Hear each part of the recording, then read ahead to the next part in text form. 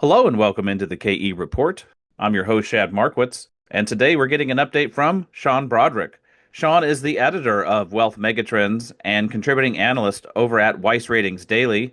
And Sean, it's always great to have you on the show to get your thoughts. We talked a couple weeks back, and after we did, we really had a wonky market both in gold and in copper as it relates to tariffs. And so maybe we can just talk about these in tandem.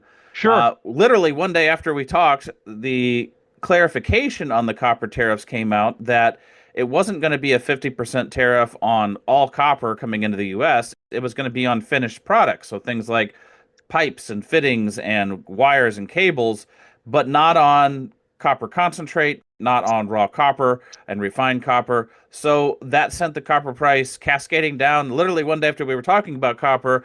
So I'm curious to get your thoughts on, does this change your longer term viewpoint on the copper macro, or is this short term noise an opportunity to buy because it has pulled back, or does it hurt copper moving forward? And then on gold, we saw a similar situation with tariffs where people assumed at the customs department at the border that 1 kilo bars were going to be subject to tariffs of 39% coming in from Switzerland. So that threw things into a tailspin where we saw gold spike up $100. And then when clarification came out that said, no, people are misreading the tariff policy wrong, gold price has come back down again and lost a lot of that premium. It did not move on the spot market. So spot didn't believe it and the physical, but the futures pricing is what was jostled around here. So with both copper and gold, a lot of waves the last 2 weeks just on tariffs. Yeah. Well, people talk about the taco trade and stuff like that. Basically, Trump changed his mind. I'm sure that he says something, people get ready to put that into effect. And then someone comes and like tugs on his ear and says, "Sir, if we do that, this is going to have this negative effect." So he says, "Okay, never mind, do this instead." That's all. And with copper, I'll just say, that was really an overdone move. Maybe there's more fears about what's going on in China, and that could be, I don't know. But I have two copper positions in two different publications. One's a little up, one's a little down. I'm not especially worried about them. I think copper will claw its way back because it really looks oversold at this point. As for gold, I just wrote a update to the gold and silver report that I sent my Wealth Megatrend subscribers last August. So been a great time for those stocks, right? And I actually put that to bed before Trump did his reversal on the gold tariffs, and I didn't mention it. Why didn't I mention it? Because I thought something would change, or there's always the potential it would change. And in the longer term, it doesn't matter. There are strong fundamental reasons for these metals to go higher. I think gold is going much higher. It's trying to pull back now. That isn't much of a pullback. You and I were like talking earlier before we were on the air, and like I said, I feel like I'm King Theoden from Lord of the Rings at Helm's Deep watching the orcs attack, saying, "Is that all you got?" Because that wasn't much of a pullback. Now, maybe it could go deeper. Sure, it could. But considering how, shall we say, whipped up this gold market is, it's not in a frenzy stage yet, but you can start to feel the excitement coming in. For the first time in a long time, people are actually excited about gold. And when there's excitement in the market, bad news can really send things sliding downward, kind of like what we saw in copper. Gold didn't have that big of a move. So I don't think people really care. I think they're looking at other things that are on the table, other forces that are at work. And so any person is probably going to wait for this to bottom and then buy more stocks. And that's exactly what I'm going to do. And maybe I'll take a trip to Costco in the meantime. They got those great gold bars. We'll see what happens there.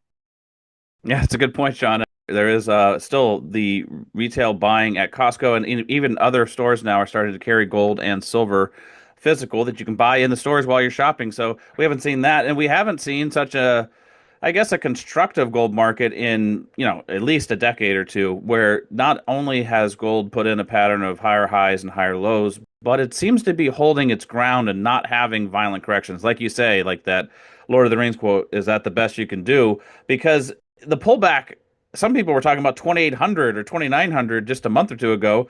We're nowhere close to that. We're still in the 3,300s and 3,400 zone. And when you look at the earning reports that have been coming out from the producers over the last couple of weeks, I mean, boy, these guys are printing money literally. They're pulling gold and silver out of the ground and getting paid at some of the highest prices on record. They have some of the fattest margins on record. We keep seeing press release after press release talking about record revenues, record EBITDA, record cash flows.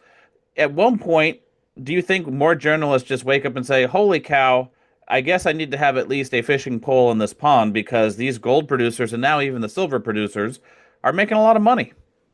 I just wanted to mention, and I'm glad you did, the earnings coming out of the gold miners. It is crazy. I mean, they are going to be having to carry those like old cartoon money bags stuffed with gold around in wheelbarrows. I mean, money just because of how much money they're making. So, this is one reason, and I've talked to you about this many times, why I like to buy producers and near term producers. Because when the price of gold moves and this cash flow starts, that's when these stocks really get to be appreciated. Or not, frankly. I still think Newmont's way undervalued.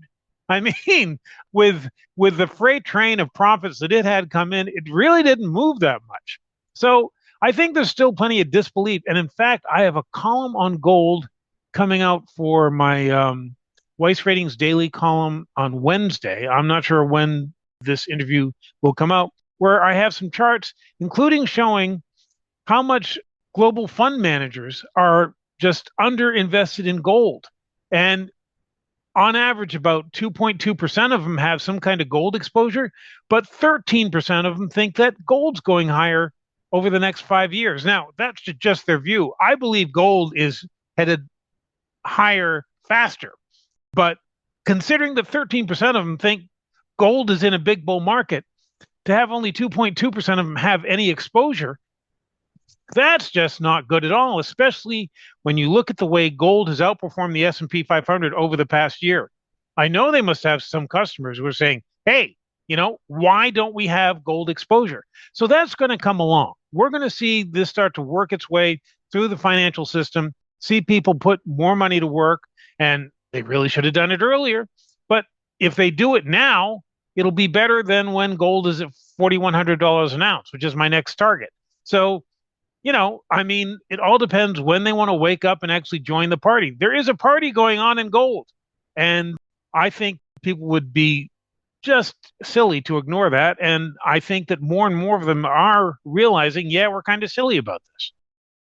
Yeah, and I think there is a constructive party going on in gold, but it's maybe more of a hushed, clinking glasses party, not a wild police are showing up, rip your head off party. So it's still not at a mania phase considering where the price is. And people keep saying, hey, some of these mining stocks have gone up so much. Are they too high? Are we getting toppy here?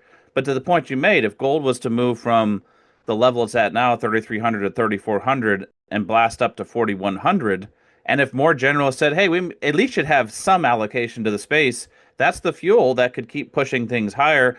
We've seen a lot of mining stocks, the producers, double this year. And we've even seen some of the smaller and mid tier producers almost triple this year. So a lot of people feel like, wow, we're in rarefied air. But based on what you just laid out, isn't there still room for some of these companies to keep blasting higher if they keep putting in, let's say, a stronger Q3? And if this continues into Q4, what's your outlook on where we're at? Are we toppy, or is there still room to accelerate to the upside? Well, a pullback wouldn't surprise me at any time. And they're actually good because they actually allow things to collect and catch their breath and get ready for the next big move. So I expect things to zigzag higher. I don't think we're anywhere near a real top. And I was just speaking about Newmont. I think part of the reason Newmont or any producer doesn't get the credit from Wall Street that it should is because Wall Street believes this is a top. They think, okay, they've had their run, they've had a great quarter, that's it. But what if they open their imagination a little bit just to see that what if gold miners have a great year? What should Newmont be valued at then? I mean, yeah, these things are going much higher. And I like the smaller producers, as you know, because Wall Street doesn't know about them yet. They'll learn their names soon enough, but right now they don't know. As you said, it's still early in the party, clinking glasses quietly, but the big parade down Main Street is yet to come. What about silver? Because silver has actually done better than gold recently. Gold's kind of been channeling sideways, where silver played catch up over the last couple of months. Now it's down a little bit from where it was at 39, but still, we waited forever. It seems like years and years and years to see silver get back above 30. Then people were worried about 33 and 35 as resistance levels. Silver is clearly above those. Now it's not in the 40s yet, but it's also not far from the 40s. And of course, everybody looking at that $50 all-time high from 1980 and 2011. How are you looking at not just silver, but also the silver equities? Well, I think silver under 40 or even $45 is a gift. And the most recent stock I added to my resource trader portfolio was a silver miner. As a matter of fact, just added it last week before Trump came out and flip flopped and all that stuff. And even though the price of silver has gone down, the price of that silver stock has gone up. And that just tells you that people are starting to realize that certain select silver companies are really leveraged to the metal. And so if they're increasing production and they're keeping their costs under control, I mean, they've had no respect for the longest time. They're the Rodney Dangerfields of the precious metals um, like industry. They get no respect at all, but they're going to get some respect. And so that's one reason why I like silver companies very much. And there are a few of them. Some of them I don't like, but there are some great ones there. And I think everybody should be aware to the potential in the whole silver industrial complex, let's call it. Looks very good. Yeah, it's an interesting space to be in because when the silver stocks move, they move so quickly that people that are caught watching have to chase them higher. So it's a lot of times it's good to just be in position expecting or anticipating that some of those moves can happen. And even the silver price moves again, it was doing nothing for so long and then it suddenly wakes up and it scorches higher on a lot bigger move on a percentage basis. So definitely some action in the precious metal sector. We've already kind of talked about copper as well. Any other commodities just open up to you broadly that have your attention? We were talking about a couple of the energy metals off mic. Anything else you want to say about the commodity sector? Well, we're doing very well with our lithium pick, which is SGML, which is Sigma Lithium. That's down in Brazil. Just looks fantastic. It snoozed for quite a while. I mean, I thought I might have to poke this stock to see if it was dead, but no, it just woke up. Now, what woke it up is the one of the big Chinese companies shut down a lithium mine that they'd been operating at a loss, which supplies, I think, oh God, hate to say a number like this, and then people are going to fact check me and say I'm an idiot, but it's something like 3% of the world's lithium came from this mine, but they were losing money on every pound, right? So at some point, China woke up, smelled the coffee, and said, okay, we can't keep doing that. And so that opens the door for a bunch of things. Now, you and I talked about some future technologies, or at least technologies that are in the works, and so there could be more lithium supply coming on in the next few years. But right now, select lithium miners look very good. And so that's one thing that I want to play. Am I going to buy all the lithium stocks? No, I'm not, but I want some exposure because, some of these things could really rip.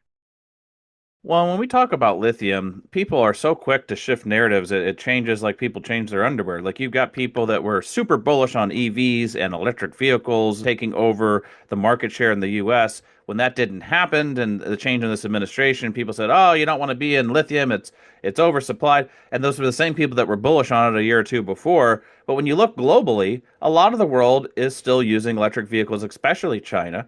But a lot of places in Europe are also still adopting them. Also, lithium is used in more than just cars. It's used in e-bikes. It's used in buses. And there are still buses, fleets of them that are being set up as electric. Some people are even looking at it in planes, but there's also drones and a lot of the moves in, you think about lawn gear, from everything from handheld weed whackers to lawn mowers, a lot of them are going battery powered. Do you think that there's a longer life cycle going on in lithium beyond just the EV narrative that is germane to lithium as a commodity and these lithium stocks? Well, as you just said, you have to look beyond the US. I mean, the US may be dragging its feet and like walking backward, but the rest of the world isn't. And so the global market is going to continue along just fine.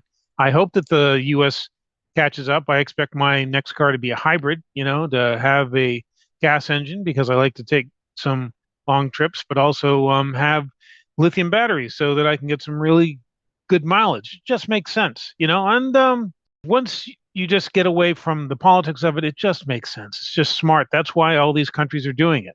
Now, it's also extremely popular in, say, a country like China because they don't have a lot of oil resources. They need some way to convert electric power into power for cars. So it makes even more sense for them. But yeah, I just think it's good sense to do anyway. I would not swing with the wind. And but as I said, I have my exposure. I'm happy with it. I expect it will be going much higher from here. You can chase whatever you want. There are good stocks, there are bad stocks in the lithium space. I expect, though, this will be a good year for lithium stocks generally. Well, you also mentioned that Sigma Lithium was in Brazil. I think you mentioned to me off mic that there's a utility company in Brazil that suddenly took off. So let's maybe talk about utilities and power since we're talking energy. And there's a lot of interest in energy plays, whether that's traditional energy, new scale energy, energy for the hyperscalers. How are you looking at energy and utilities? I have a bunch of utilities, and I'm mainly targeting utilities that are going to feed power to the hyperscalers, the AI centers that are just springing up around the country. Those are the ones I favor because they're looking at their forecast demand for electricity, and that line just goes up and up and up. And a lot of them are like protected by their particular status with the government and stuff that they can pass along the costs of like building these new plants rather quickly. And so I think here in Florida anyway, power costs are going up and up. That's because they need new plants and stuff. I expect that other people in the country will be seeing their costs going higher as well. You might as well get a little revenge on that and own the companies that are raising the cost of your electricity because they do pay nice dividends if like you own the right ones. And you can just ride along with this trend. I don't think there's much to stop it. Though at some point the AI bubble will burst. We should mention that, right? I mean, I'm quite bullish on a bunch of AI stocks. I'm really bullish on a lot of things in that area, and I think it has much further to go. At some point, it ends, just like any other big thing, which becomes the next big thing, and then everybody's pouring into it. At some point, that bubble bursts. That's going to happen with AI, just like everything else. It's just I don't think it happens anytime soon. Any specific names in the utility space that you think are standout? Because some of them also have more exposure to nat gas. Some of them are more exposure to nuclear power, or some of them are niche products that serve, you were mentioning the defense industry. Any names in particular you think are good for people to do some research on? Well, we own Dominion. That's doing well. It's down as you and I talk right now, but not much. And the trend in that has been very good. We own Vistra. Boy, has that seen some wild swings. But you know what? I mean, it's doing good. It's doing good. It's up 3.5% on the day as you and I talk. So those are two. I mean, there's a bunch more. I actually would not like to name the ones that I have in my Wealth Megatrends publication because that's the current promotion we have for it. Is speaking about all the different ways to make money on the AI boom, which includes the power companies. I'd rather not give those away for free right at this time. I'm sorry. Understand, and that's just a memo to people listening in. If you want to find out what Sean is covering, you got to subscribe. So definitely click on the links down in the show notes to find that out. Maybe just one more question then on the defense sector. Last time we talked about drones and rockets. In light of some of the, I guess, noise in the media about a potential peace deal in Ukraine, has that affected any of these defense stocks or the way you're looking at them? Or are you looking at the fundamental thesis that's been playing out for some time in the defense sector? Yeah, well, if you think this meeting with Russia is going to result in a peace deal, I have a bridge to sell you. I mean, no. I'm not that worried about it. And it's more than what's going on in Ukraine. We have a crisis building up. It's a slow, quiet crisis with China over Taiwan. And in fact, the U.S. seems to be directing more of its attention, which is actually a good reason not to spend so much time on Ukraine because the Europeans should be handling it, right? But I mean, we kind of have to focus on what's going on with China, what they might do to Taiwan. There's a whole buildup of arms over there. There's a thing called the war cycle, which I'm not going to get into too much, but these things go in cycles. And right now, the cycle is toward more conflict around the world. And so defense stocks are a great way to play that. And some of these smaller names, I mean, we've had some great runs, but they can run a lot higher. In things like drones, hypersonic rockets, regular rockets, all sorts of stuff.